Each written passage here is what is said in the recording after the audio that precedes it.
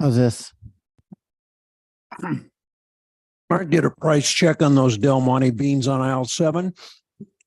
Yeah, we want to clean up on aisle 7 also here. I think those beans hit the floor, sir.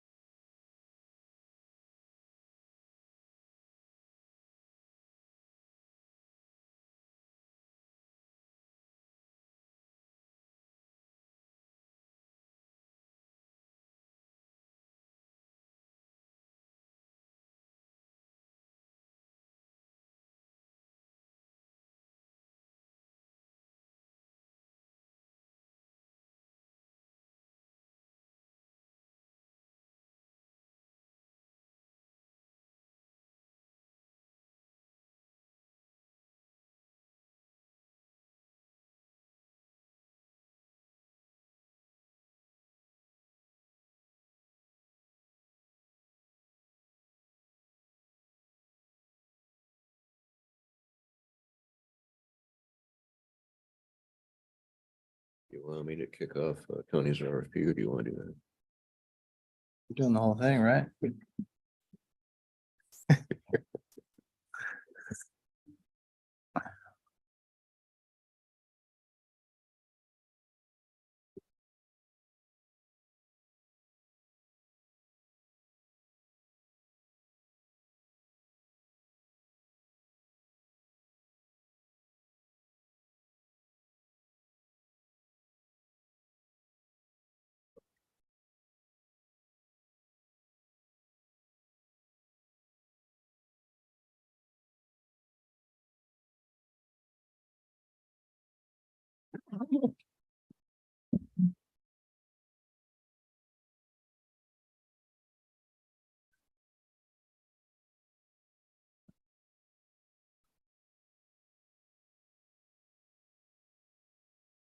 Yeah.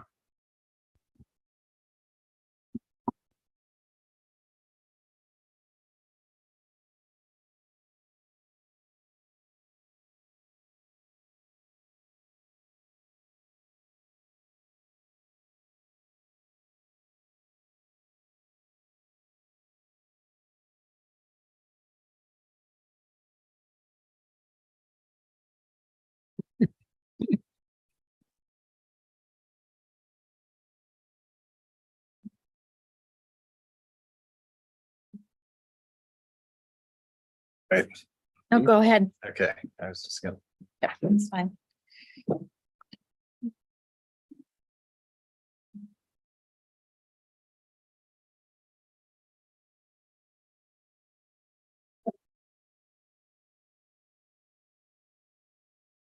Form letter.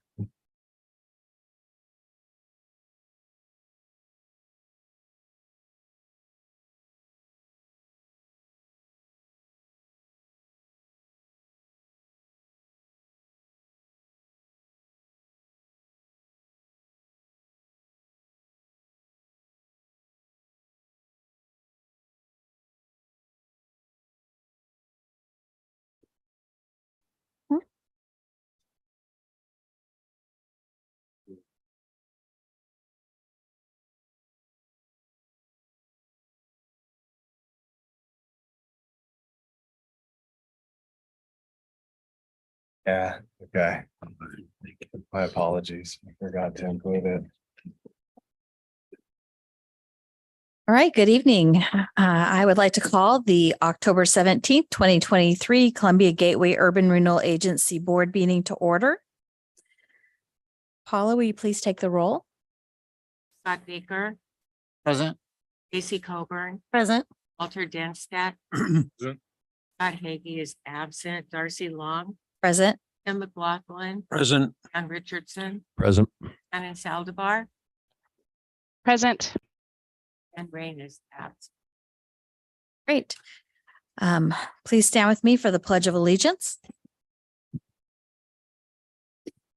I pledge allegiance to the flag of the United States of America and to the republic for which it stands, one nation under God, indivisible, with liberty and justice for all.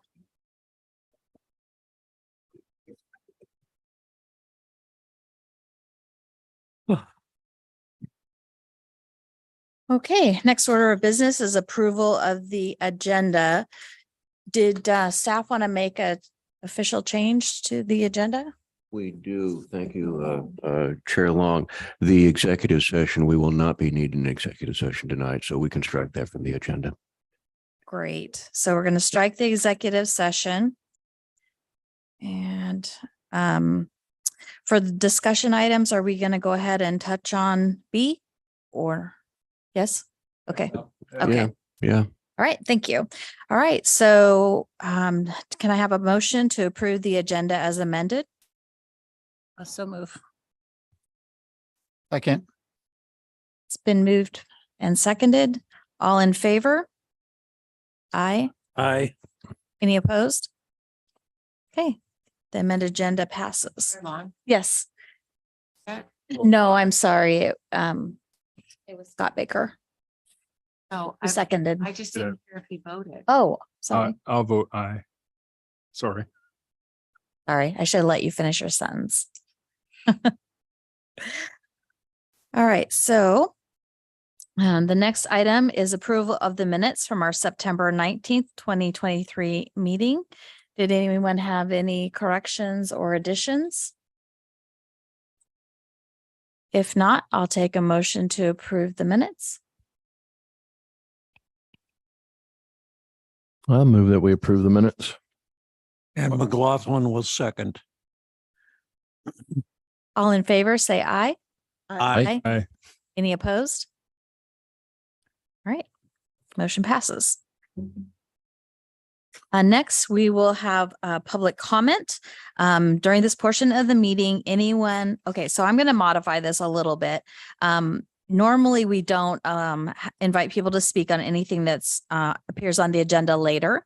However, I have specifically invited people to come and talk about the Tony's RFP. And so if you would like to, you can speak now if you want, or you can wait until that portion of the discussion, and I will be recognizing members of the public. So 5 minutes per person will be allowed.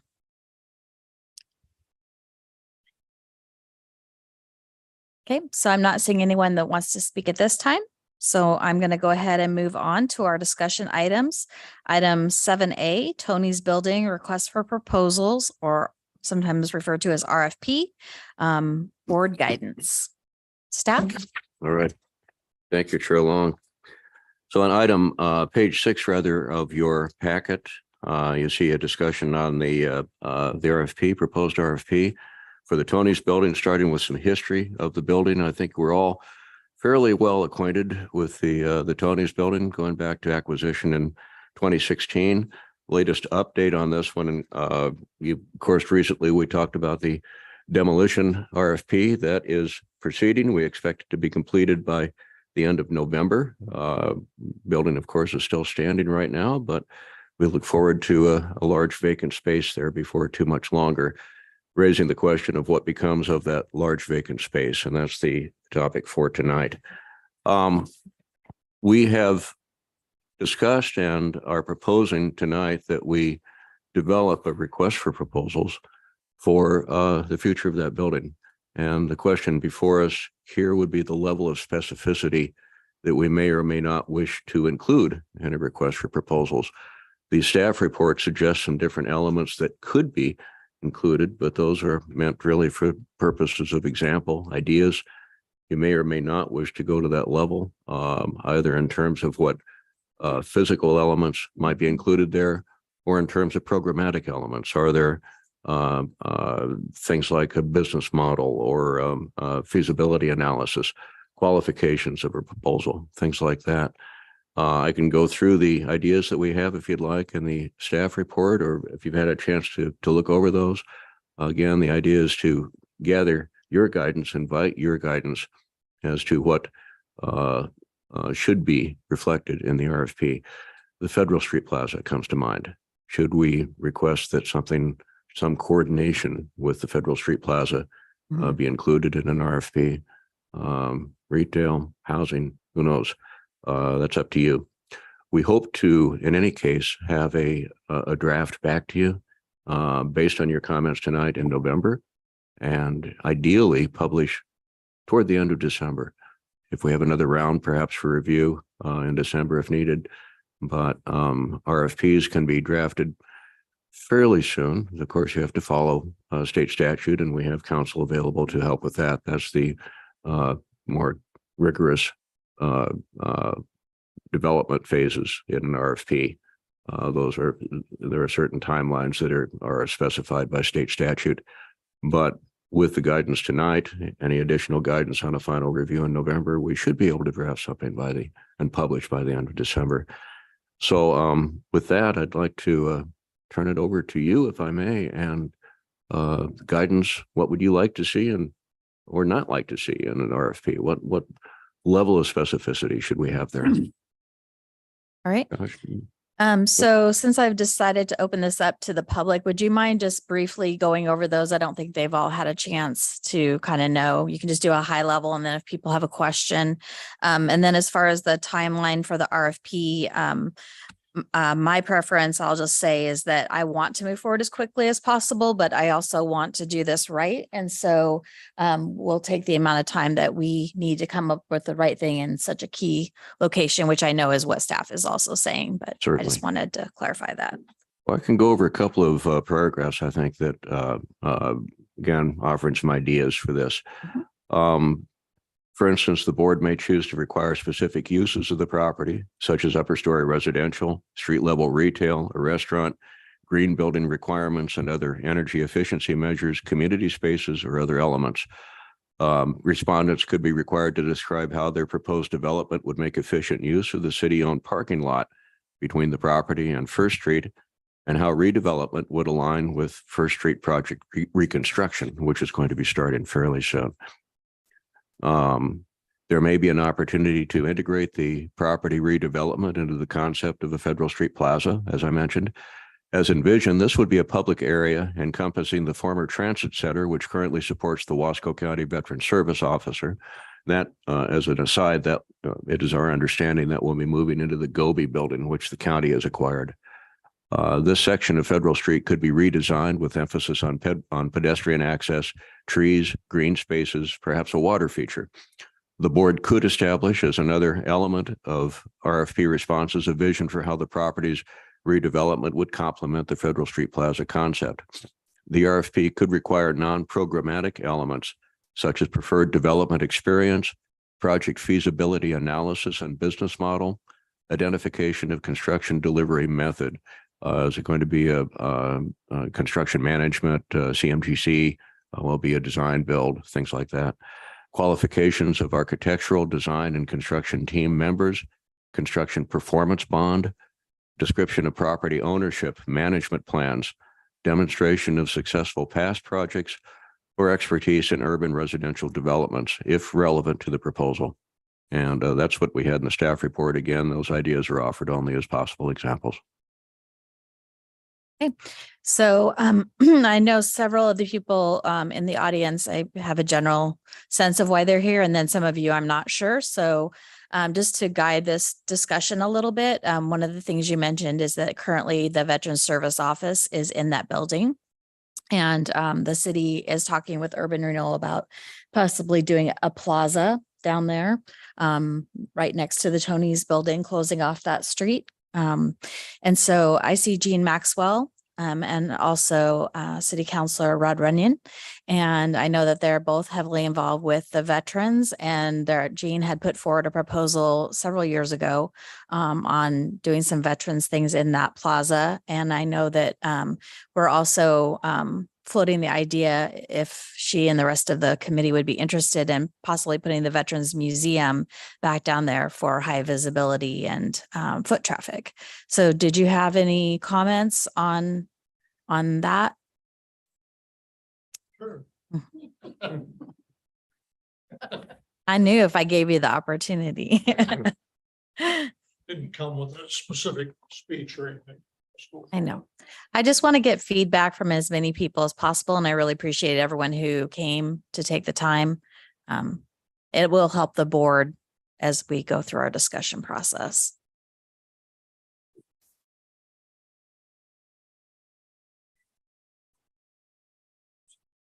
Is that on? There we go. Okay. Well, thank you, Madam Chair, for inviting us the other night. We were, excuse me. Your name and address. Oh, Rod Runyon, 2019 West Scenic Drive, The Dells. And Jane Maxwell, 909 West 11th Street in the Dalles. So I want to thank Madam Chair for inviting us here tonight. We weren't really given an idea, except that you were talking about what I call the plaza, the downtown plaza on Federal Street, if that goes through, which I'm very much in favor of as a city councilor, although I'm not in favor of green space. Former police chief told me that green space will just accelerate the problems we're having in our community right now. There'll be tents on that grass, so cement until those things are cleared up would be my wish. Several years ago now, previous city manager Julie Kruger invited us to move the Veterans Museum upstairs here in City Hall, just across the way. And Now that's been redesigned by the new city manager and we are now downstairs by the fire hall. The space is small. We like the idea of being there initially because we could also promote the fire museum. That's our main goal. At this point, we're still structurally inhibited for storage and things and trying to get this thing underway. And Jean Maxwell is our museum director, and I'll let her talk about that in just a second. The current city manager, Matthew Klebs, came to me and then to Jean with an idea that if and when the county does relocate the Veteran Service Office, that might be an ideal place for the museum. Our committee, the Mid-Columbia Veterans Memorial Committee, and the Museum Board, which is a committee of the Veterans Memorial Committee, of which I'm on that as well. We think that's a great idea. It would be a real asset to tourists and whatnot in the downtown community, as well as citizens of the city and the county. It would give us the room we would need to perpetuate our income sources by having a room for a little store and that sort of thing, as well as our veterans library and just a meeting place where we could invite other veterans groups, other veterans groups to utilize the space that we would have for a table and so forth for meetings at no charge to any veteran group. So there's a lot of ideas floating around in our head. We would, I think, be moving more and more towards that.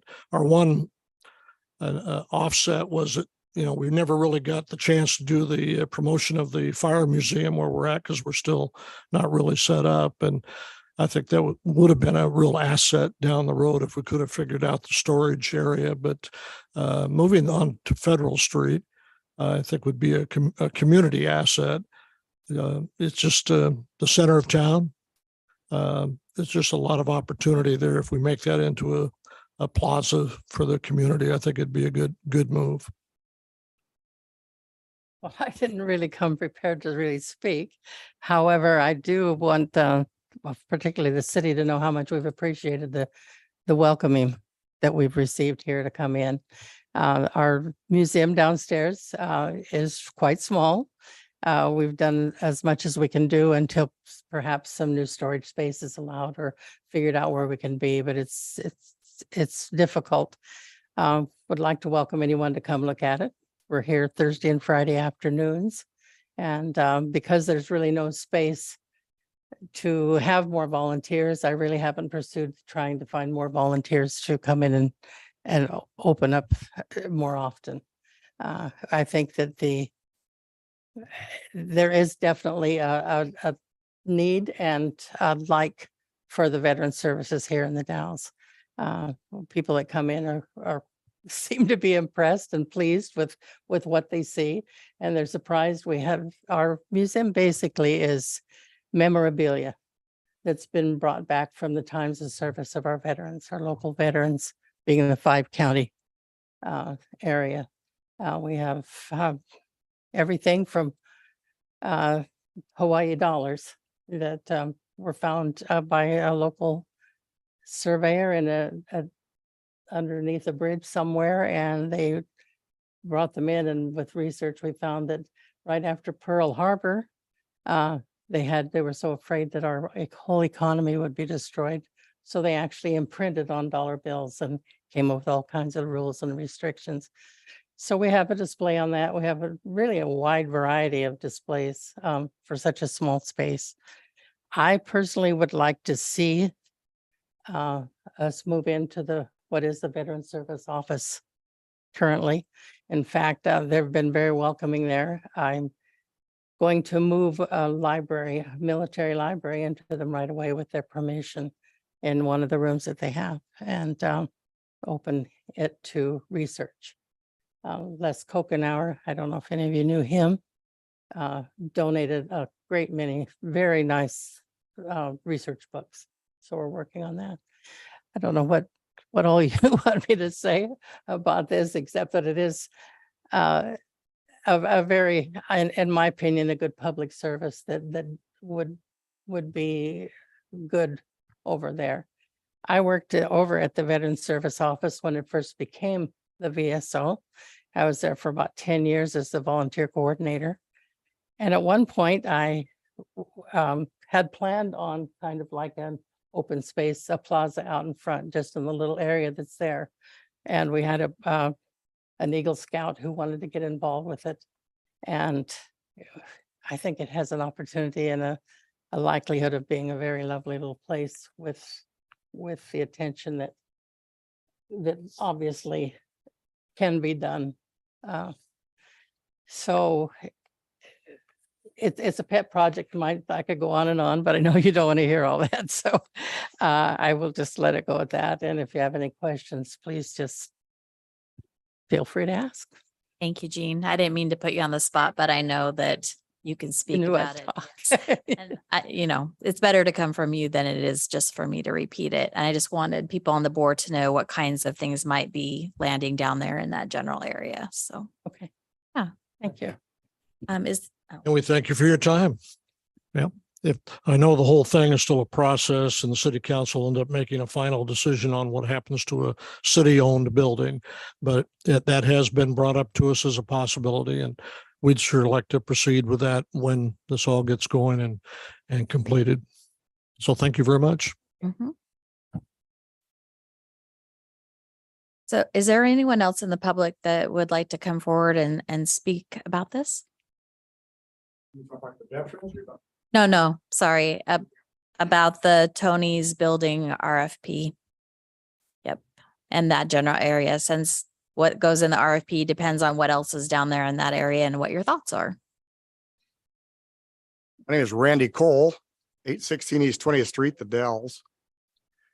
Having sat on the Dalles Traffic Safety Committee for 4 years, what I see is you just took away 12 parking spots for downtown customers. You've already allowed, the city has already allowed some restaurants down there to occupy parking spots with a little decoration with their patio and their table and chairs, which really doesn't affect too much because it's one parking spot and you have 12 available for them to be able to park and come back, or they can go to the city owned lot, which is a block, 2 blocks away. My concern is we have city ordinance that says that business owners and employees are not to park in front of their businesses or on the city street. That's being violated right and left. They're also not supposed to park in the city parking lot. They're supposed to park in the state parking lot up here on 4th Street. So what you've done is you've taken away the shopper, the local person who wants to go down and facilitate themselves. At the plaza is a great idea. I like that, but I'm going, now being on the traffic safety, you've taken away the parking spots. Now where are they going to go? And if they do develop the Tony property into a restaurant or an upstairs apartment with a business, so now where are those people going to park? They can't park in the city parking lot. They're going to have to park on 4th Street. And who's going to enforce that parking so that they stay off the street? And then what you've also done is the old MCMC finance building. You took away 6 of their parking spots, which leave that business for two parking spots on 2nd Street. I'm just looking at it kind of from outside the box. I like the idea because it's a downtown, especially with Vets a museum there with a plaza. And I agree with him. Make it cement, don't make it grass, or you'll have tents there. But my concern is, have we taken away opportunity for people to actually enjoy that area by having to either park clear up on 4th Street or around the corner? And is that going to be a deterrent for somebody who says, oh yeah, I want to put a restaurant in Tony's building, but I only have 2 places for people to park? I mean, that's why I wouldn't go to the restaurant at the bottom of Commodore, because the owners, both he and his wife, park right in the front.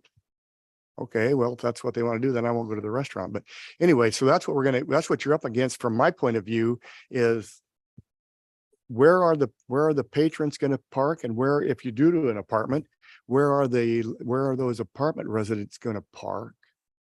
Okay. If you want to bounce some questions off of me, I'm sure they're willing to answer something from you, but that's. So we'll add that to our list of things when we're doing the RFP, is that we need to consider parking issues. And of course, it just depends on what goes in there. I don't know if you're familiar, but our planning director has recently worked on a project to update those parking lots along First Street and prior to our project. So lighting, fencing, some things to make it people feel safer to park down there. The prohibitions of employees and business owners, that's pretty much complaint driven. So because we don't have a meter person, I don't know what I was about to say, meter maid, and that's not the right word anymore. So, but those are all things that we do need to consider because it is an issue. I think in the Dells, we've been really spoiled. I grew up here to be able to park right in front of a business downtown. 4th Street to 2nd Street or even First Street is really 2 to 3 blocks. So as long as we have some disabled parking so that people who can't walk that far, we're lucky we're not Portland. We don't have to walk 6 or 8 blocks, but it is still important. Parking is very important. I think if there's a lot of success in establishing more businesses and residences and stuff, parking would become an issue. But currently, I think they're not enforcing a lot of that because there's usually places to park. And I'm not saying that they should just ignore the current laws. If they're not what they should have, they should change the laws. My big concern is closing off that street from a firefighter's perspective is that part of town, all of 3rd, 2nd, some of 4th is part of town that once a big fire gets going, it's going to be hard to stop it. It's going to go from business to business. So you need to be able to get your fire apparatus into places. And I'm not saying it would cause a catastrophe to shut off that road, but it just doesn't smell like a good idea to me. I don't think the plaza is that important. If they want a splash fountain, there's other places it could go. And in my opinion, this seems to be more connected to the city. The Betts thing seems like 100% city. I don't know. And the plaza, I don't know. Is that just because they're going to ask this group to help fund it? I don't know. So the reason that I'm bringing it up in this context, and that's a really great question. The reason I'm bringing it up tonight is because we're talking about what we want to put in that Tony space. Yeah. And so I just want people to know what else are possibilities for down there. And because it all fits together, it might create a parking problem. It might create fire dangers. These are all things that we need to consider, which is why I want everybody to give their perspective. But, So appreciate that. The city will be the deciders whether there's a plaza or not, but we'll help decide what to do with the Tony's property. Yeah, and probably urban renewal will probably have some say in exactly how it's developed. I mean, the city has the property now, and it if it is turned into a plaza, urban renewal sunsets, and we don't manage things like that. So it would probably go back to the city to for maintenance and whatnot, because we're not just going to create something and walk away and let it people plant their tents there or whatever. So that's great.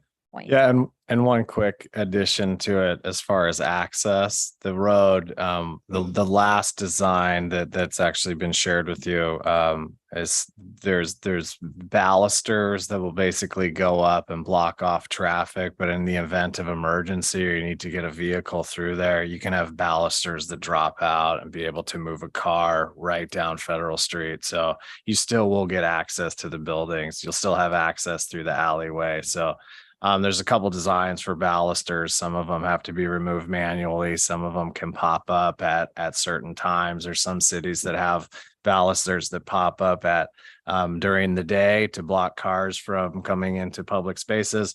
And then at night they go down so cars can move freely through. I'm glad that somebody's thought about those sort of things. The only experience I have with balusters in the Dalles is along the riverfront trail, and the locks they put on there would get wet and rusted and you couldn't get them open. Right. So Yeah. I don't have a good experience with balusters. Yeah. Well, the technology's there. We could take a look into it. Well, the pre-planning along with that is if they put trees in there, they should really highly ask from the fire department strategically place in the trees, because if you put, even the baluses are there and then you've got a tree in the way, well, now you've just eliminated his access to get through there. But anyway, It's not only getting through, it's positioning apparatus. sure. You know, the ladder truck that they have is probably mostly justified by the older part of town. And putting it in the exact right position is sometimes really important. I'm not saying you won't be able to, but when we had a huge natural gas leak and one of the buildings was being renovated, became very necessary to use a ladder truck to bust out all the windows to make it, you know, vented and safe. And we pretty much hogged the whole street for a while, you know, and everybody was real cooperative. It was good. Appreciate your perspective. Thank you. All right. You're welcome. Thank you. Is there anyone else who would like to make some comments and share their perspective?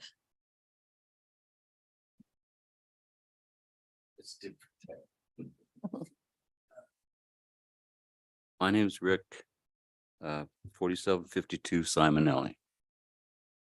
Wolf, Rick Wolf. Sorry, Thank you. I'm nervous as hell. We're friendly. Okay. Did you receive an email starting out with chain link aided lane or park a dog? Did you guys receive an email? Yeah, unfortunately, yeah, that's the one I didn't get out. My apologies. So I was going to have Richard sent us an email, wasn't able to get into this packet. So he was going to read, there's some bullet points of some design elements to consider that I think Okay. he was going to run. Be sent to you. I'd like to just read it and Yep. get that behind, and then you will be receiving it. But I have some thoughts in my head. I spent the last couple of days down at the Veterans Service Center there. I love buildings, so I'm watching the building, and I noticed the incorporation of capability of the Veterans Building. I'm really like what I heard this evening, and I noticed that the plaza will be kind of a gateway to the parking of First Street area because of the openness. There is a problem with the building, the Veterans Building. It's a cross ventilation problem. Please have a walk into the building and you will sense what I'm talking about immediately. And you'll also notice the spiders on the outside of the building. And there's I think that the only thing worse than no advertising is bad advertising. And this is people meeting the wrong person in the wrong place.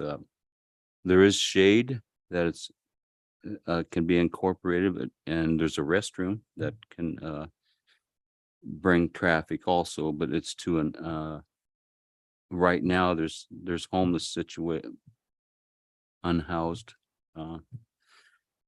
near the restroom. There's a fence that's half chain link and it's half boards, and it's become a sleeping area. So more lighting, in more inviting. And also, I like the train noise myself. It sounds like a roller coaster. And so I was, as you're sitting in that area, as you're enjoying that street, it gets pretty loud, and the acoustics from the hardness of the buildings is echoing. I like the brick that has all the names on it. That's really an attraction. I started reading names and I just couldn't stop reading the names, but that's going to be tied in hopefully. And the overlay for the street and the sidewalk, I'm seeing the street becoming, or the sidewalk becoming part of the full part of the plaza, instead of the separation of a street and a sidewalk, to be able to use the existing grade of the street for the runoff and just go do an overlay with concrete, maybe stamp it or something. I'll just read these things. There's needs to be some maintenance on that building. It's a beautiful building, beautiful. Chain link gated lane, park a dog. In other words, a gated lane with a gate at each end and chain link for temporary stop, not a dog run. Permanent 3 p.m. shade structure, water fountain, outlet power source locations, brightly lit or option of flood lighting, create a pour over existing road and leave the sidewalk. Wind break study, platform stage for music. That I think that's a must. But events, shade, and traffic break. I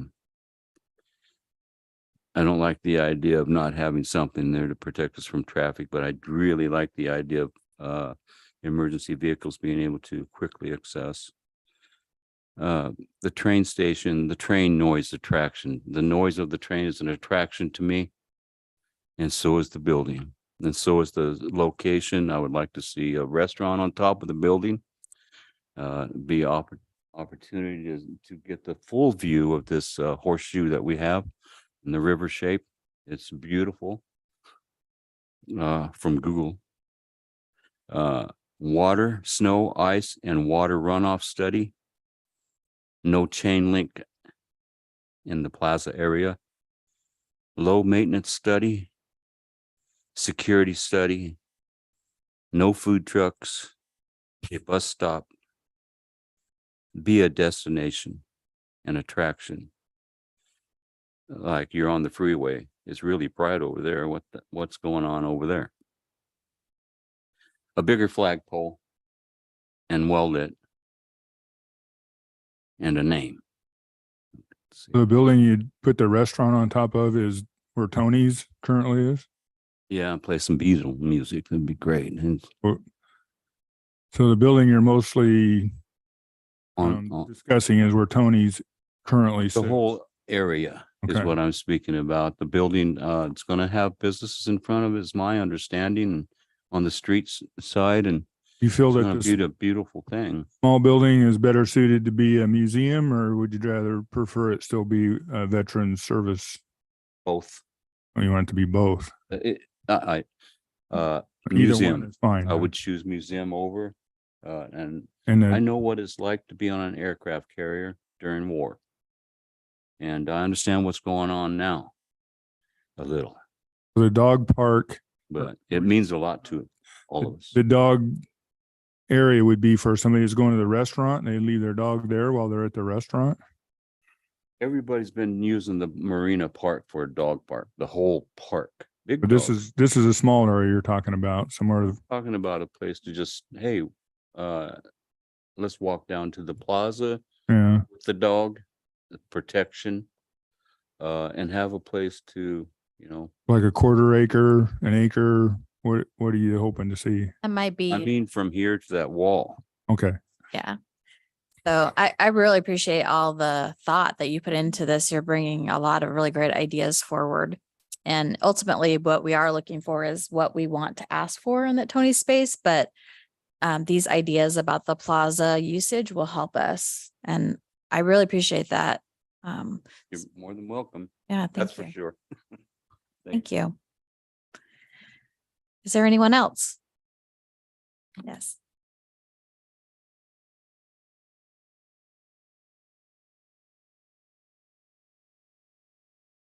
My name is Mary Hanlon, 315 East 10th Street.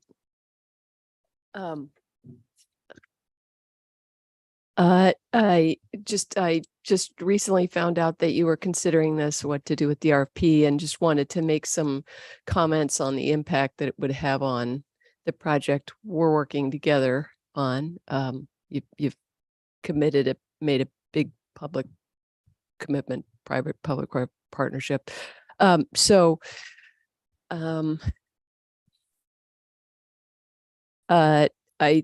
what I wanted to just point out is that we're trying to build 108 units of housing downtown, and that's a really heavy lift. There are a lot of challenges. We've been trying to get this going since 2017, and what we're trying to do is eliminate barriers and challenges. And part of what you're trying to do when you're building a project like that is get an understanding of the scope and the impact, and be able to bring all the players to the table and keep them there. So the Tony's building's a really wonderful site. I mean, it's a great location, and it'll have a big impact, whatever you do downtown. And a plaza would be beautiful there. I just wanted to say that putting housing there would be extremely risky and challenging to what we're trying to do just a couple blocks away. There hasn't been new construction for especially multifamily down here in a long time. That itself makes it a challenging condition. 108 units is where it makes sense, and that's challenging. That's a lot of units. $30 million, close to getting up towards 30, is very challenging. What not knowing what you're doing with this RFP, if it would include housing, it adds a tremendous amount of risk and uncertainty to our project. So it just sort of is like, whoa, what's happening here? We have to step back and kind of figure that out if that's part of it. We know that there's a demand for housing in the Dells. We all know that, and that's why we're all working on this, but we don't know how deep it is. We don't know how long it's going to take, what the saturation is going to be. We also do know that banks don't like uncertainty. So I have not raised this issue with the lenders, that there's a possibility that there could be more housing down here that would paralyze them. And we don't need to be doing that right now.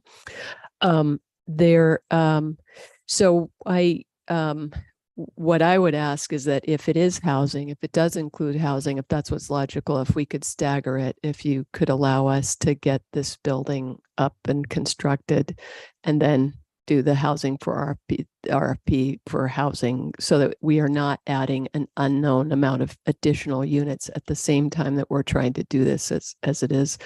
That was my immediate reaction. And so I called today in preparation for this, the market analysis group, Johnson Economics, and said, this is a possibility. How do we describe this impact that it would have? Adding more units would slow the absorption. It would cut the pricing and rents. It would soften the market.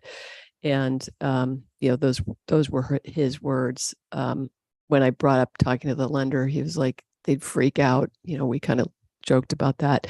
The goal of this public-private partnership that we're working on together is to fight to make this first project work and demonstrate that when we do it right, that there is demand for more. We want to prove that there is a demand for a product like this in the market here. It needs to be a success. If we're successful, other projects will follow, and we will have established comparable pricing, which doesn't exist right now. So, it's very difficult to nail down the market when there aren't comps. And so we will have established that. If it's a success, then the public entities either don't have to put money in the next one, or it's significantly reduced, and then we all win. And we do that by removing variables and kind of keeping our eye on getting this one done. So that would be my comments. Yeah, thank you. So just for context, so everyone knows, Mary had reached out to City Manager Klebs and also my just to make us aware of these issues. And I have to say that it was not a consequence or something that I had personally thought of when I was thinking about the RFP. And so I did ask her to come and explain this to us. And I've talked with staff, and you guys can fill in what else but it's just one piece, and we'll probably be getting more information about that as well. But just wanted you guys to have it. Yeah. Other, Yeah, thank you, Mary. Yes, this was something, as you mentioned, came on late this afternoon. We had discussed it. And with the RFP, I think it gives us an opportunity to look at, maybe have an element of housing into it. Maybe there's not an element of housing, but this conversation really, if it does include housing, it would definitely be, we would need to take the consideration of the impacts that adding housing to this project may have on other housing developments that are being proposed. So definitely something to consider when we have this conversation and we really, put the framework together for this RFP. you had an excellent point too, when I was talking with you guys this afternoon, that our housing study doesn't include, it only includes currently zoned residential. So our downtown is not included in that when we did the study to see where we could be putting that. Right. And so we might need to do additional study or find some additional information about the impact of adding the housing downtown specifically, because we didn't really look at that and consider that as well. Yeah, with the HNA methodology, they specifically look at residentially zoned property. So downtown is not residentially zoned. It can allow for housing, but when you're looking at, housing stock, well, you can look at housing stock and that actually is the existing dwellings, but when you're looking at projections, it only looks at kind of our residential zones. So yes, it would, warrant if housing were part of this RFP, probably want to consider some additional review or additional study of our downtown area, housing specific. We'd need to figure out timing. Like we're trying to go full steam ahead, but to sort of have this now, like the possibility that there's another project with housing on is another reason to just sort of stop. And, I'm anxious to get it going, and I know everyone else is too. So just so you know, the timing of that will affect us directly. What would be your ideal timing, Mary? If Is there an RFP that were to include housing? it's hard, it's hard to nail it down right now. What the ideal would be if we, put in tomorrow for our pre-application and we were able to keep moving forward, we could have plans that were ready for permit like 6 to 9 months from now, but the interest rates need to have come back down. So we can't pull the trigger until interest rates get, closer to 6. So we're juggling those two things. And then it'd be 18 months of construction. So if somebody else was coming on, at starting, if you were starting your RFP process there, just so there's time for the absorption's going to take a while. So that would It's 2 years after you were to hit a 6-month interest rate. Right. Yeah. I'm sorry. Oh, no, go ahead. Is there some uses that would come to mind that might enhance your project? I mean, would a restaurant and those kind of uses actually be a positive thing for is there some other besides a restaurant? Yeah, a restaurant, absolutely. The fact that the grocery store is going in downtown is great. Anything that'll continue to draw and bring people downtown and keep them there is great. Or convenient for your residences. Mm-hmm. Yeah, because we really have seen on the other one in downtown Canby that people have gotten rid of their cars, and they come up to me and I got rid of my car because they can walk to the grocery store a block away, and there is some public transit similar to the public transit here, and there's a movie theater. Do an RFPA that's kind of restrictive, but we can look into that. Our property, we can do whatever we want. Yeah. Mary, does it make a difference if we were to be talking, regular housing versus low income type housing? Does that affect you differently? Yeah, that would affect us differently if it were low income housing or if it were senior housing. Yeah, I think, I think that those are different enough that we'd be looking at a different market. Yeah. Thank you. I think now everyone, all right. I see John online So I just want to give you a chance if you have any comments. Thank you. I just wanted to listen in. I've been talking with with your staff about the RFP, sharing my thoughts, but I don't have any comments from the board. Thank you. Okay, thank you. All right, so now, Josh, how would you like to proceed? Should we open it up to the board, or do you have a direction for us? Just real quick, for everybody, on Zoom and in the audience also, I wanted to provide, in front of you on the dais, there are also not only these comments that were received, but it looks like 14 comments that were received over the past 2 weeks in support of the Federal Street Plaza. And just wanted to bring that to light into the conversation. So that there's, that other aspect of this RFP and how this RFP and the design, and that's something to think about tonight, how it can incorporate with the potential of having this future Federal Street Plaza.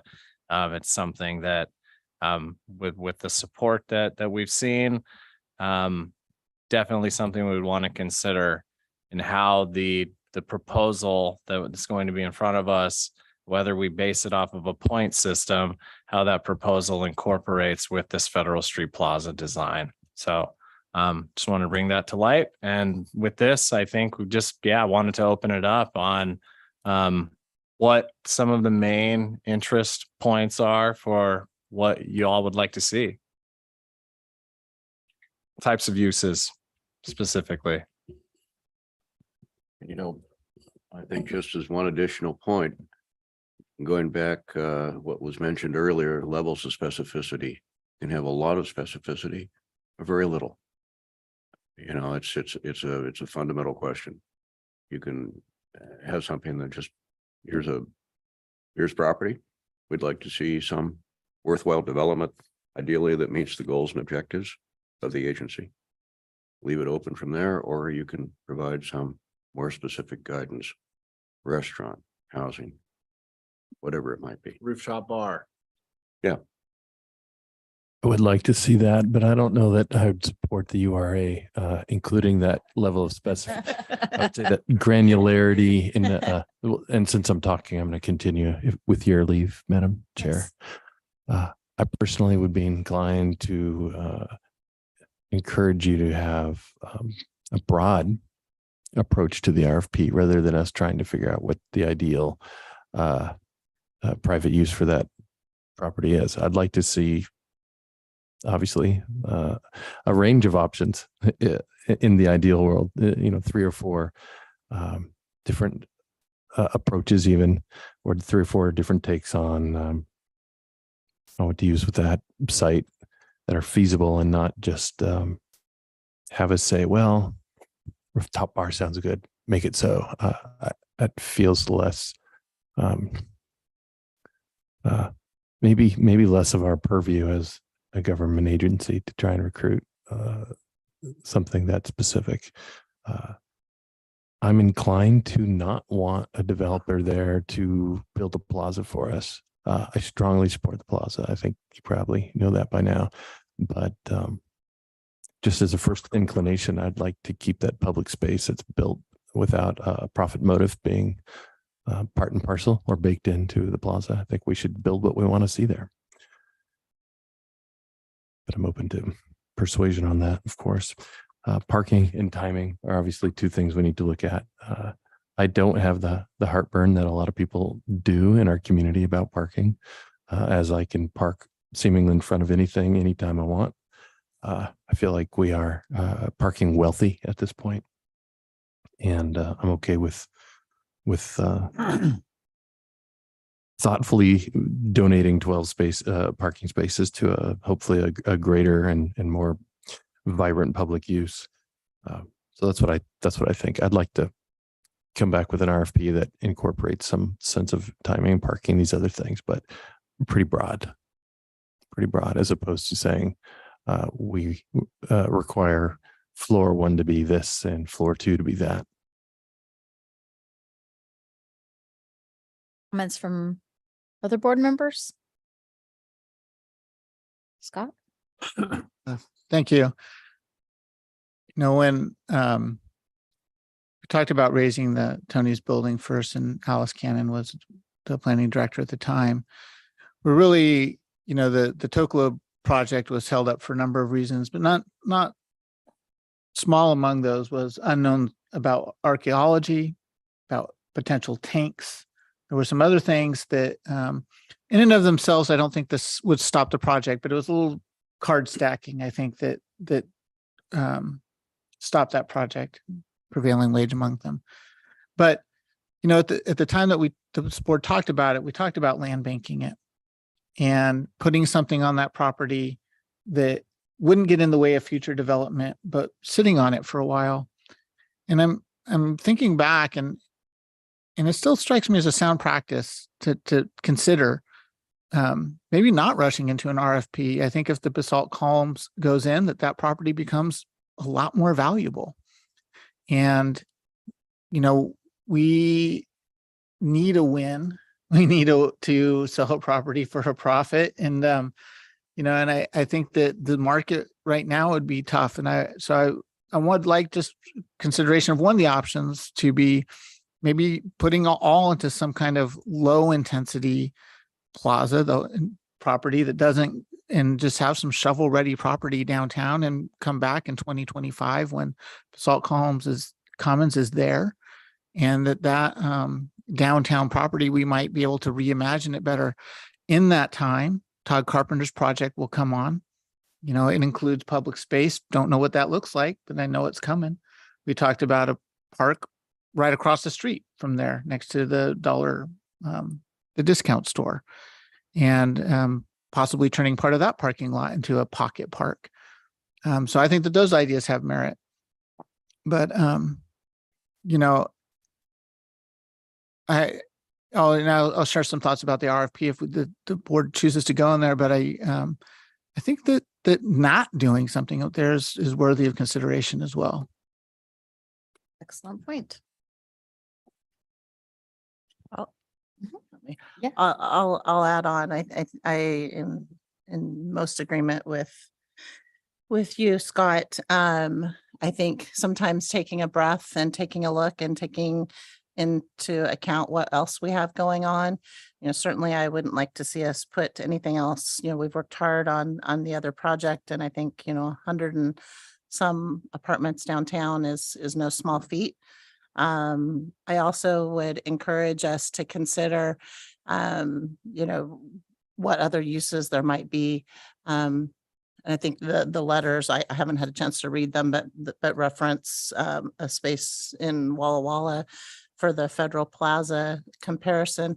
I'd also encourage us to look at Indian Creek Plaza in Caldwell, Idaho. If you haven't seen that, they took what was a whole block or most of a whole block and basically leveled it and put in hardscape. It's not grass, but they use it winter, summer, fall, spring, year round in a community that looks much like the Dalles. It's a lower income community, not with a neighboring town, somewhat like Hood River. And yet they attract all sorts of, community events and, wine tasting and music and commercial activities and ice skating in the wintertime, little ice skating ribbon in the wintertime. So maybe even to consider a bigger space than the federal space, to use some of that to hold events downtown that would help with our other neighboring restaurants and help with the apartments and people wanting to be downtown. So maybe even something like that. I fully realize I've sat here and, realize that, may not bring tax revenue. I completely understand what I'm saying. But this is, one of those instances where I think it may help other businesses drive and bring in tax revenue and maybe fill some of the vacant spots. If you go on and look, it took the backside of many of the alleyways of the businesses around, and they cleaned up the backside of their buildings. And now they have a pizza place so people can come in, and a little mini donut place and a little ice cream place that all feed into the surrounding area. And they all cleaned up their businesses because there were people coming into that area. That side of town I think was mentioned earlier, we hear it constantly that 84 people drive on 84 and the view from 84 is not great. So anything that we can do to clean up that First Street side particularly, or something adjacent to First Street with lights and activities and action going on would attract people, I think, or at least clean it up a little bit more, make the backside of those buildings more attractive.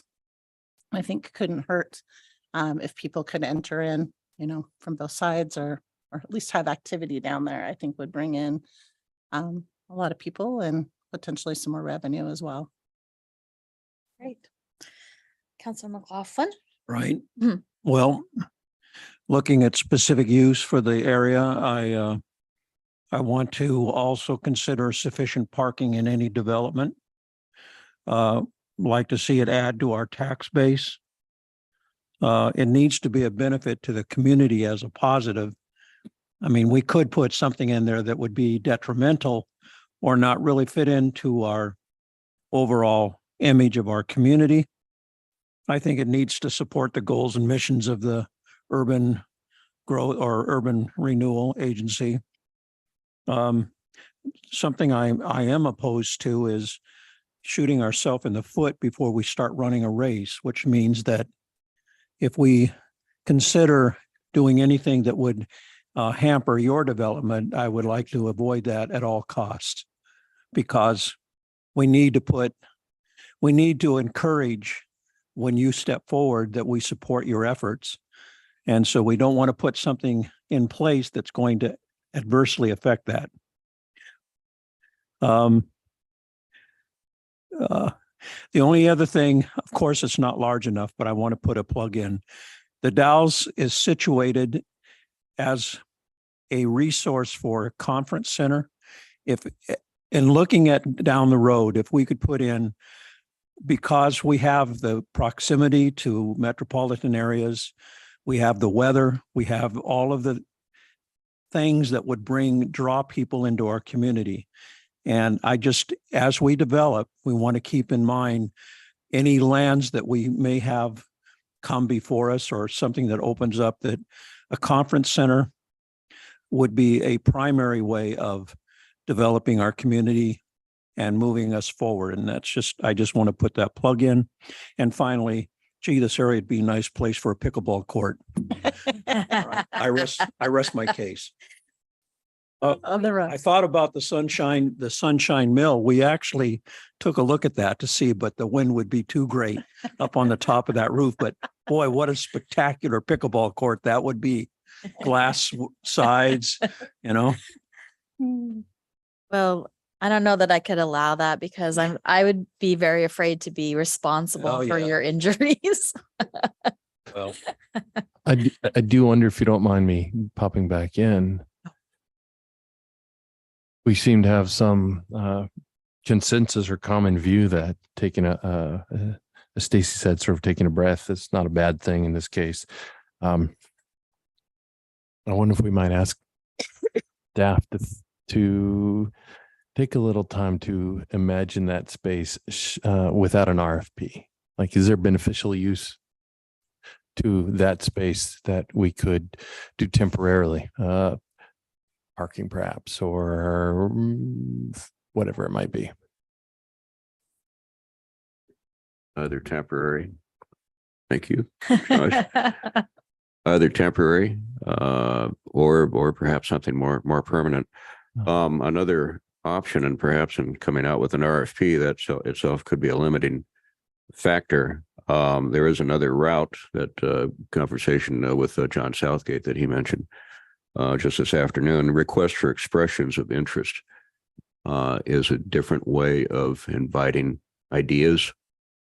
And then you are really opening it up to the universe. Okay, here's a space, publicly owned. Here's an adjoining space, Federal Street. Here is currently a VSO, likely destined to become a Veterans Museum. So that those are fixed elements there. But beyond those few fixed elements, what might be possible, and just open it up.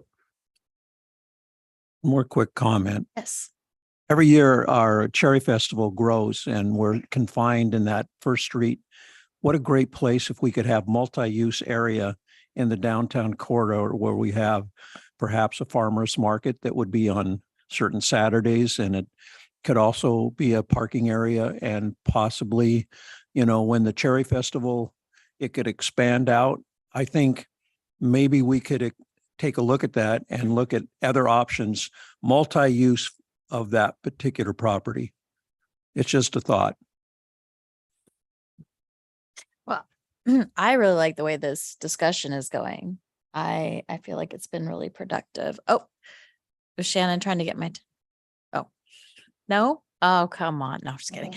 So, I feel like we are kind of getting some consensus around here and we have some direction for staff. Are you feeling it? Any concerns about where we went with this, which was totally different than we thought when we started? No, I think it happened organically. It happened how, the board wanted, the board directed, and that's what we're here to, take your comments in. And, I have definitely thought about what we will do to the site, even in the event that we go through with an RFP and go through negotiations to have a development. It still is going to take a long time to fill that space. So using the land in the meantime, instead of just having a vacant space downtown, has definitely been something that's ran through my mind.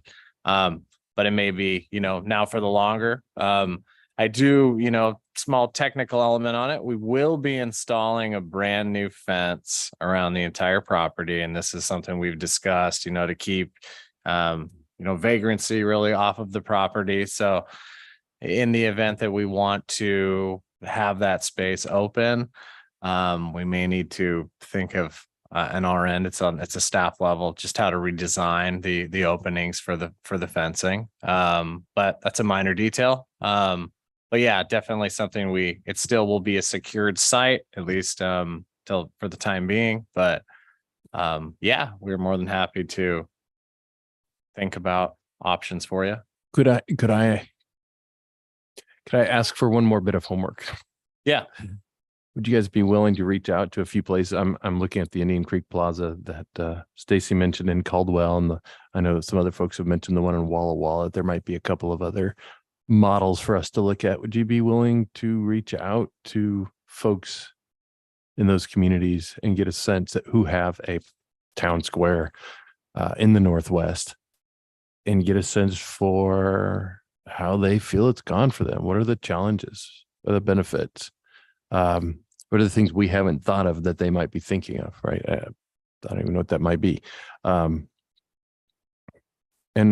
whether it's a net benefit to use that space as essentially paved or landscaped open space versus building on it versus parking on it. Yeah. Do that for you. That'd be super helpful, I think, for this conversation. Great. Well, I feel really positive about how the public and the board came together, and think we have a totally different vision. And I think that's one thing that my goal has been as chair of the Urban Renewal Agency, is to create some positive energy downtown. And I have to admit, coming into it, I was thinking an empty space is not positive energy, but now that we've all imagined it and shared what we're thinking, I can see this as really being good for downtown and good for us. So thank you. Yeah, and I'm sorry, I just want to No, add one more please. thing, because you're talking about fencing, and I'm no stranger to managing 200 acres of campable space in this town, and you can do it without a fence. We can have open space down there. We can put time and place restrictions on camping there, and I'm not discounting Chief Worthy's assertions that if we put grass down there, we'd have campers. But we maintain a lot of grass, and you don't see tents in our parks, and so there's ways to do it, and I can help with that. But if you want a fence does it, certainly, but there's other ways that we can do it that I think would be more inviting. One day we put dogs in there and then you went down and campers.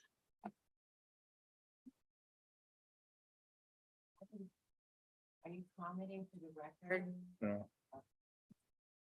All right, thank you for letting me just tag that on.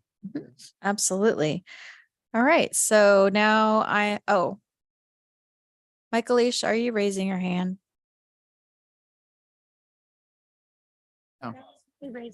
Oh, that was you? I was like, okay. All right. Got it.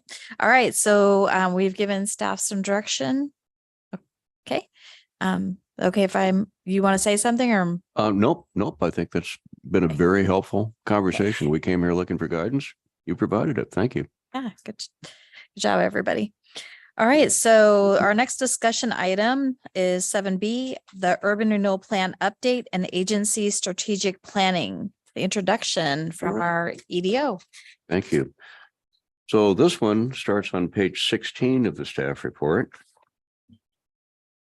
And I am not going to try to cover in detail nearly 30 years of urban renewal history tonight. However, what we are proposing is a fairly in-depth look at the history, at where we are, where we've been, and where we might go, broken out over the course of a few months.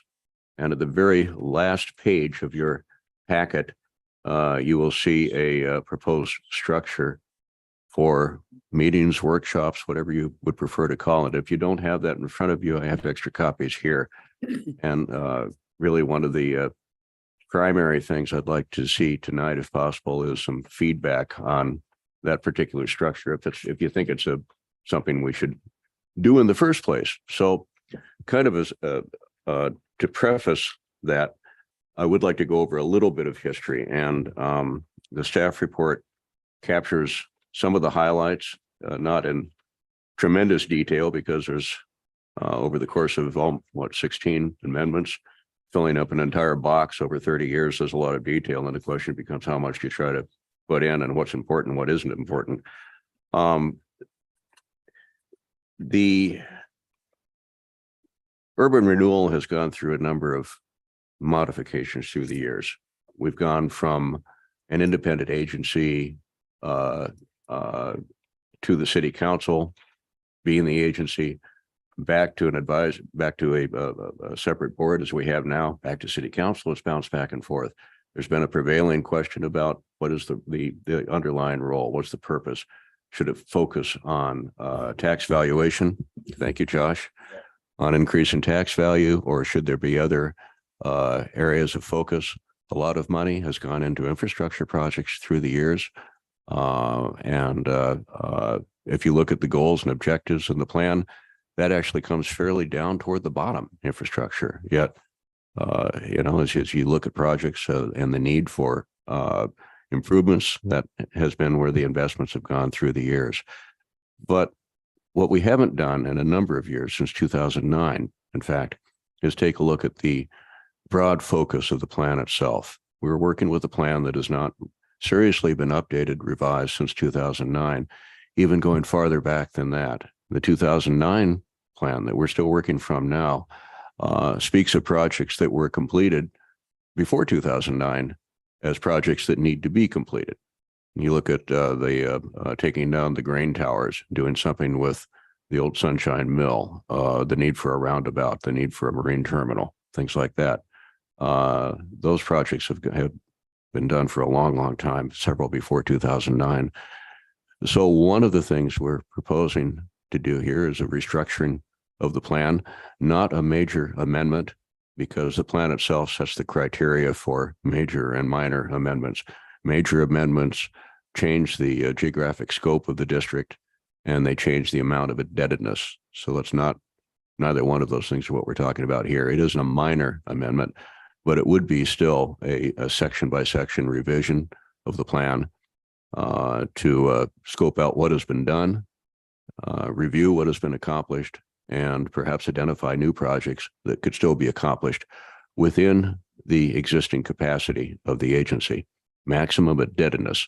It's kind of an odd term because by the end of, I think it's 2009, we will have achieved maximum indebtedness, and that is that we will have invested the full amount of the 10 million bond that has previously been approved. Sorry, I think you said 2009, but 29, right? Yeah, thank you. Okay. 2029.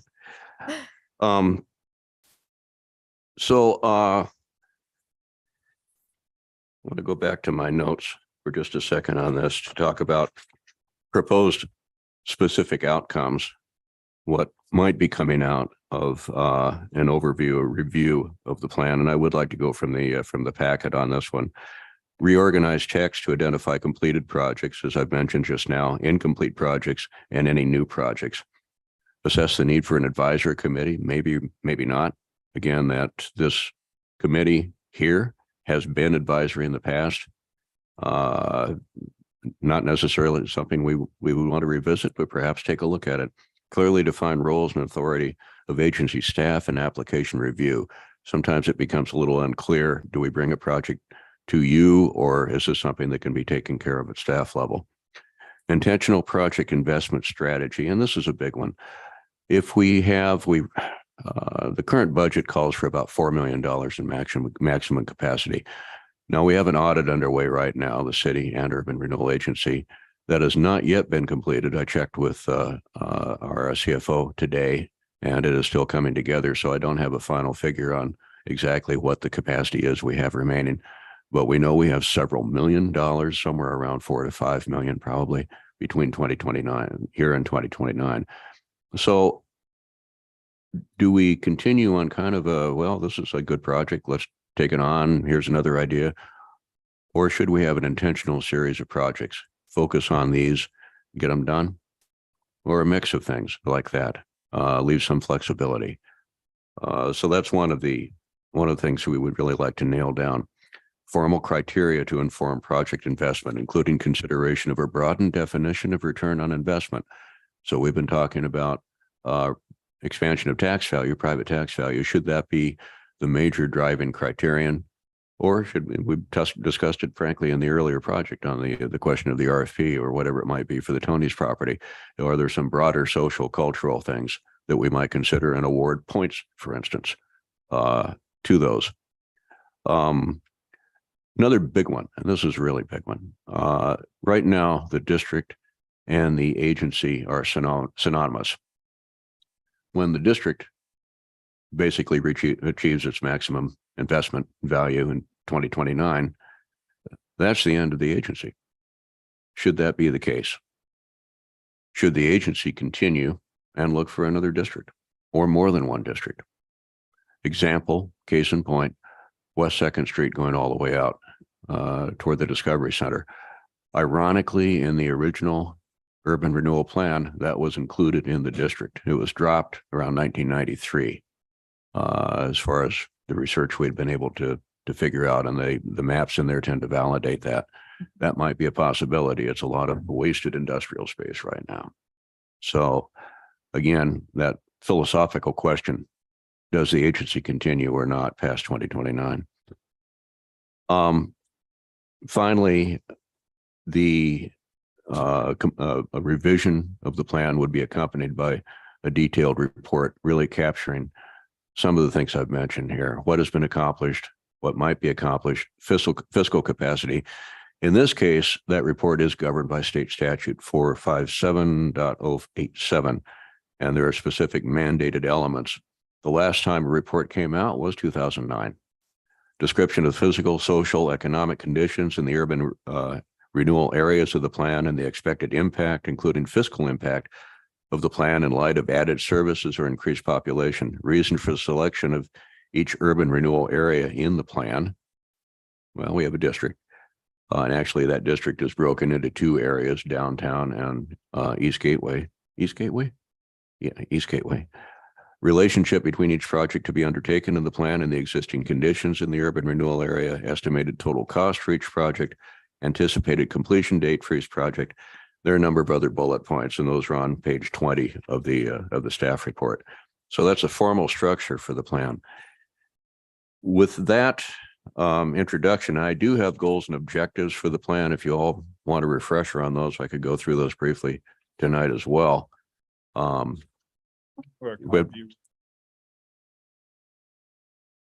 sorry? At the last page. Yeah. Oh, yeah. Here. I do. Give it to you right now. Certainly.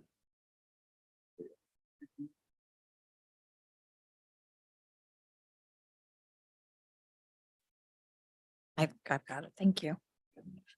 Thank you. Oh, that's what it is. Yep. All right. And this is the proposed structure for these meetings starting in November, going over a lot more level of detail than I am right now. When you But started, you said you were looking for direction from the board if we agreed with this timeline or had comments about the timeline. right, exactly. Looking to get away from with tonight. Yep. Timeline, topics, things of that nature. Refresher on goals and objectives if you'd like tonight. And I won't go over these in detail either, but item 1, increase the value of properties. B, make strategic investments in urban renewal funds so that unused and underused properties can be placed in productive condition. Encourage expansion and development of businesses that will produce jobs for people of the Dalles and Owasco County. Increase property values. Ensure a more attractive, functional, and economically viable city, or conserve historically significant places and properties.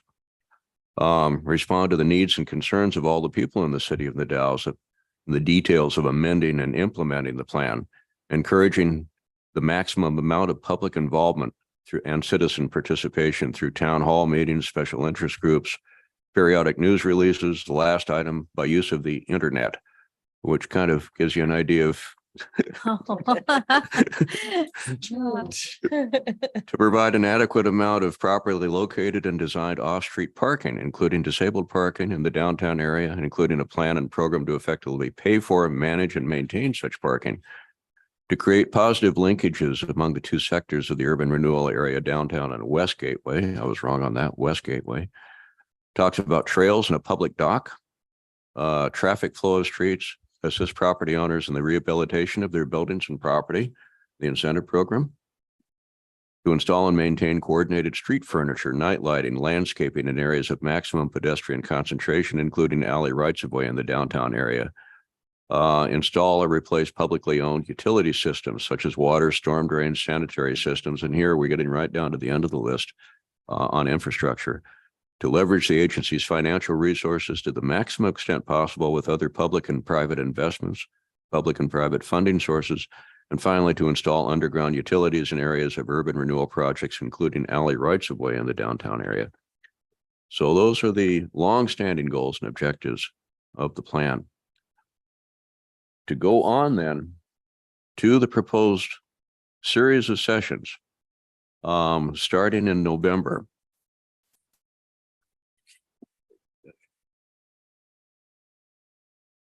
Introduction, why update the urban renewal plan? I'm trying to get into some of that right now. Some of it is rather dated. And really, Josh started this conversation back in, I think, March, talking about to introduce this topic. An overview of urban renewal program history, goals, and objectives. Go into more detail on substantial and minor amendments starting back in 1991. Briefly review all urban area projects in the agency's history. So, that's just a light task. We hope that we'll be able to even document a lot of those. There are a lot of files, paper files, many electronic, not all electronic. And we do hope to engage some consultant assistance on some of this work, particularly return on investment historical analysis. What has been the ROI in dollar figures since 1991? That will not necessarily be easy to estimate, but we will. Yeah, we've pretty tried good a shot. couple of times and there's so many variables, but Yeah. do our best. Yeah. Ratio of public infrastructure versus private investment. A summary report, and City of Gresham, Rockwood has come out with an excellent one. The one that accompanied the 2009 was a pretty dry document. You can do some really neat stuff with graphics and photos that capture more of the intent and still has good information, good content. Again, a timeline to maximum indebtedness, review and verify remaining investment capacity. Okay, we'll have the audit behind us by then. We would like to engage consultants, assistants in that, including those specializing in urban renewal statewide, to nail down that figure. I saw a slide presentation, I think presented a couple of years ago, that had a figure closer to 9 million. Is it 4? Is it 9? Pretty big gap there. Is it, so yeah, since you opened that, I have to say that that's a little bit of a shock to me. I thought we were looking at more along $8 or $9 million. Yeah. So that could be a misunderstanding on my part. Maybe I'm not reading the right information, finding the right information yet. That's something we need to nail down. That's something we need to nail down. Because the more it is, the more value this plan Exactly. revision has. And a key Down to point. not- Yeah. Yeah, and a key point, a change again made in 2009. We don't have a firm ending date mandated for the district. The district ends when maximum indebtedness is achieved, and right now that's calculated at 2029, based on the current repayment schedule for the bond. But there's not a mandated date. At one time there was, and that was removed expressly from the plan at that time. Review overall goals and objectives. Are these still relevant? The ones I just went over. Do general and specific criteria still reflect the guidance of the agency? And finally, does the urban renewal plan align with comp plan amendments since 1990? So that, again, would be fairly ambitious. That's all for one work session in November. December work session, strategy to achieve maximum indebtedness by 2029. Again, do we focus on specific projects? Do we have a balance of, yeah, this projects A, B, and C, we want to get these done and then leave some flexibility for others, or keep it open and do as we have been doing, really it's opportunity driven, that famous phrase, what comes up and what might be a possibility. Basalt Commons, who had thought of that 20 years ago, 10 years ago, 5 years, well, 10 years ago anyway. The incentive program, take a look at the incentive program. It's quite new still, what, 6, 9 months at most? How is it working? Are there any tweaks that we need to be making? Maybe, maybe not. Reformulate development funding agreement criteria. So Mary's was the first. Jonathan coined the term DFA for Basalt Commons project. Are there specific criteria we need to nail down for that one? And going back to the idea, is it specific to ROI, or are there other broader criteria on a point system that could be included with ROI? In January, reviewing a proposed urban renewal plan update. So have something before you at that point that would be a working comment document, and continue to go from there. Incentive program modifications, if any, based upon any feedback from December, come back to you with some potential tweaks to that program, if any, and the same thing for development funding agreement criteria. In February, taking some broader questions. Should the agency have a broader economic mandate? Should it continue past the expiration of the current district? And should there be a new district or more than one district? Should the agency have other strategic roles, or should the agency cease to exist? In March, review, approve an urban renewal plan revision based on the draft plan distributed in January. Review cumulative ROI fiscal analysis. And again, there'll be a lot of work with the assistance of consulting and a lot of document review, and bring any strategic recommendations to the council if relevant. You are decision-making authority. Does that look like the basis? Is it too ambitious, not ambitious enough? Josh, what am I missing? I think it's for the board, comments would be appreciated. Proposing work sessions in addition to our regular meetings. I'm sorry.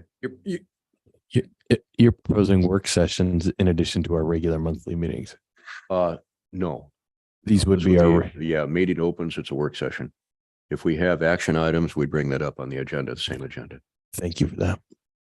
We don't anticipate. Yeah.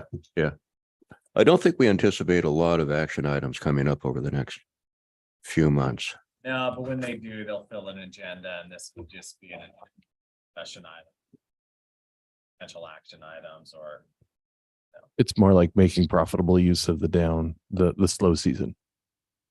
yeah, and this is really just an update that's been needed, and as Dan as Dan highlighted, I mean, just, strategic planning for the agency as a whole. I mean, I think one of the big things that he pointed out is when the agency, when it sunsets 2029, the agency could effectively go away. And how does the city see, or can we continue to have an agency? We see successes around the state of urban renewal agencies that are not just defined by one boundary, one geographical area. You see some cities have multiple urban renewal districts, and an agency lives on and it's able to sunset one district and then start a new district. And is that something that the Columbia Gateway Urban Renewal Agency would like to see? I mean, there are other areas in town, not just the downtown, that could use urban renewal investment. I think there's, as Dan pointed out, I think the west side of town is in dire need of urban renewal investment. And is that maybe an area that we could focus redevelopment on? So I think it's a very important question for the board on whether or not they'd like to see this agency continue. It's a very powerful funding tool. And so it's just a great conversation on that. And then, like I said, I mean, the update to the plan is something that we've been talking about for a while, as well as this economic, this overarching large project will be this economic analysis to truly show our taxpayers, our taxing districts, where this money, how this money has been spent, and the investment that we've been putting in for the past 33 years. It will be easy to nail down private investment, private development, some of which public infrastructure. Well, what private investment was enabled because of that public infrastructure? But how do you measure that? Yeah. How do you measure that? That's true. No, I think it looks good. I'll take feedback from other people. I think the timing is also good because staff's going to cross over. In 1 month, we have the city council goal setting session. And I know I have no idea how that is going to go, but I know one of the topics is going to be talking about the strategic investment or the SIP funding, and if some of that is set aside for infrastructure, then does that mean maybe we focus less on infrastructure and more on other goals? And then also whether the council wants to continue on with the agency with other districts or not. So we need some direction from them.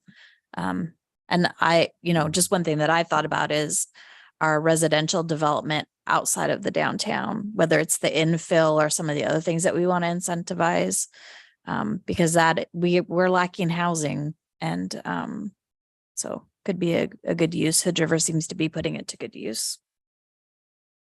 Maybe something for our other districts to think about as well, if they're going to support continuing on. Right, because it does take tax dollars away. You should all be fat and happy now with Google coming in, but however, it's a worthwhile. No, Well, something to think about, and maybe have a good conversation about this winter. yeah. Well, and especially SIP dollars are the county and the city are gonna decide, some of that. So we need to know from the other districts how they feel about that, Well, what they need. The fire district is pretty much unanimous. They want it to sunset. I mean, and maybe goes back to they weren't thrilled with when it was initiated. Mm-hmm. They felt that they needed that money worse than anybody. I think that they're probably in a better financial place now. And so is the city, and so is the county, and so is Parks and Rec and everybody else. So, the thing that I recall and most of them recall is that the main purpose was to make businesses and buildings that would be on the tax rolls. And, so the day would come that everybody would go, that wasn't a bad deal at all, because look at all the money that's coming in now. And I think we don't know whether there's going to be a lot more money coming in when it sunsets, but they probably want to find out what impact that would actually have. There's more money coming in because of Google. They know that. And, maybe if they have that still going on and they can see that it wasn't a bad deal the years that it was going on. They might be in favor of kicking off a new one, but I wouldn't predict that. Yeah, and that'll be clear at the end. I mean, we're gonna go through this Yeah. whole process. We don't know what the answer is. Right. No, I But should be lobbying now because we don't know. And then, I mean, I'm the newest person on here, and, longer I'm on here, maybe I'll have better perspective of what my take is on things currently. On something like the Basalt Commons, that sound like okay, because that was going to hopefully have something that would be on the tax rolls. And you could say, well, there's this business, this structure, and that'll all add up and maybe someday cause income to the fire district. The stuff that is nice and makes the town look better and everything. I personally, I've kind of got a desire to see the Civic finished, and it's never going to be on the tax rolls. But if we've got money, or there's some way to finish that project, then maybe I'd be a little bit more, okay, let's look at some other things that aren't going to ever be on the tax rolls. But I just, my basic instinct is let's get some of this stuff done before everything does sunset. And maybe that's in the plan. Maybe there's money that's coming in for that stuff that I don't know about. I don't know. This process will be really helpful to you, and it's going to be helpful to all of us because it's complicated. Yeah. Do you guys have any comments on the timeline, or does it look okay? Or Yeah, I mean, this yes, right here. yeah, it is ambitious, and but I think it's super necessary. If we find that meetings, if we're not able to get this list tackled in the course of our third Tuesday meetings, I for one would think that we would be better served by making time for a work session than putting it off. I think that this urban renewal is an incredible tool when used properly. And I think that we'll find even as soon as November, when you talk about this, how we've been weighted for public versus private partnership, or when you look at that return on investment and how that balance is played out, I think that will help guide our discussions going forward. But we've been grandfathered in. You couldn't have an urban renewal today that lasts 30 plus years. They changed the rules on that, and I think they changed it for a reason. And so I'm in favor of the unfreezing the tax increment and then forming a new urban renewal, but unfreezing, and then the agency can still exist, but we can unfreeze that tax increment and get some relief for our smaller districts who, disproportionately carry the weight of urban renewal, and that property taxes are our only, and then, for the Park District, that's 7% of our budget. And Sorry, Scott, what's 7%? The Park District contributes 7% of their budget to urban renewal. And that's no small amount, and it's not the same across all agencies. So, the city does 4%, something. Sorry, that's just a made up number, but I'm just saying that there's different percentages for different districts. The smaller districts that rely solely on property taxes are disproportionately carrying the weight because we don't have enterprise zone money. We don't have, water departments and other things, franchise fees, other sources of income. And so, an opportunity to unfreeze is interesting. One of the things I would encourage you to consider in your analysis is the option of sunsetting early. If we don't have a robust plan of what to do, whether it's $4 million or $9 million, we do have the option of paying our bond off early. Is there a pre-penalty payment? I don't know. Be a great question to have answered. But, certainly that is often not given as one of the options. But I think it would be interesting to consider and have it on the table to at least discuss. No, that has been considered in the past, did not happen. Don't know the reasons why it didn't happen. But then they took out more debt. Mhm. And I've read through those things, and the reason it didn't happen is because urban renewal can be an awesome tool.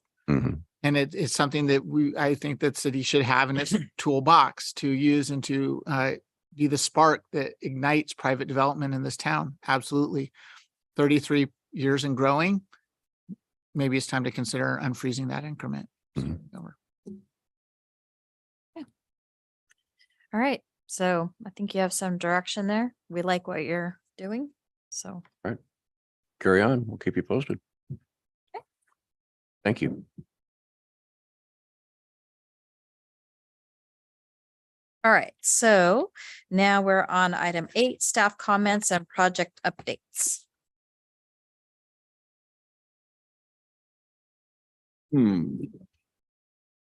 It's okay if Honestly, you I've been don't. focusing so much on these two items. It's okay. We do have continuing things underway in terms of a visit from SHPO today. We toured 3 downtown buildings looking at I doubt he knows what SHPO is. State Historic Preservation Office. So one potential source of funding in conjunction with Main Street and perhaps in conjunction with urban renewal for renovation of older buildings downtown and increasing the tax value of existing privately owned structures, 3 in particular. One of them has received a $200,000 Main Street grant. This is, I think it's public information. I'm not sure it is now. I didn't mention the name of the building yet. I won't yet. There's good things happening. Yeah, it's happening. And can we magnify that impact through the incentive program, for instance? And then toured a couple of other potential buildings that the private owners are interested in facade improvements, upper story residential, 1 unit upper story residential. So that's been a recent item today. Beyond that, I think this has been the focus. Right. I'll give you a little taste of the Tony's building update. I think everybody wants to hear it. So if you've been by, you've probably seen they started actually getting in there and wrecking it. This started yesterday. Demo actually started about 2.5 weeks ago, and they went in and first basically they removed the first section that abutted the adjacent building just to peel it off to see what we were looking at as far as connections. And then the owner of the company came and he saw how old the building was, and he wanted to, they also salvage and recycle old material. So then I think the crew was ready to get there and just start tearing things apart. And the boss made them just peel the roof off by hand so that the less historic building, they basically had to peel the roof off by hand, and then they salvaged all the existing like 2x12s, and they almost look brand new. Like it was pretty awesome. And then they're starting to take the glue lamb, the glue lamb main support, big massive pieces of timber. They're pulling those off. They'll be salvaging those. And then it's looking like today they got into the basement. They started getting their equipment into the basement. So it's probably going to be down within a week and a half. And then we have an archaeology team coming in mid-November. And then after that, backfilling. And we were going to put a fence up around the property, but it could be a consideration. I may need to, maybe we rethink that and keep it open for now. But something to consider. And then just a quick update on the First Street project. As the First Street project, since we have signed the new scope, since we got onto this new scope just earlier this year, the beginning of the year, I have weekly updates with the engineers over at KPFF. So that's been really nice. So they can constantly keep me. Sometimes it's probably too many meetings to have in a month, but it's really nice to know where we're at with the First Street project.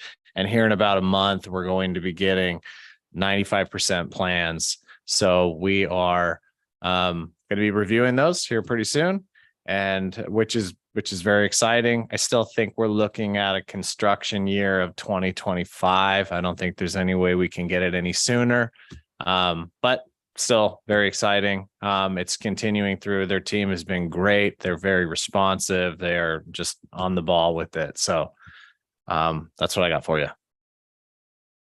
Great. All right, so item number I think it's 9, board member comments or questions. Let me get my notes. I'm only kidding, none. I have no report. This is just business for us. I got a note from Ben Ring, who just wanted to apologize and send his regrets for not being able to be present. He had a family issue come up, and he shared a little bit with me, and it was truly unavoidable. So he had to be taking care of some business. Thank you.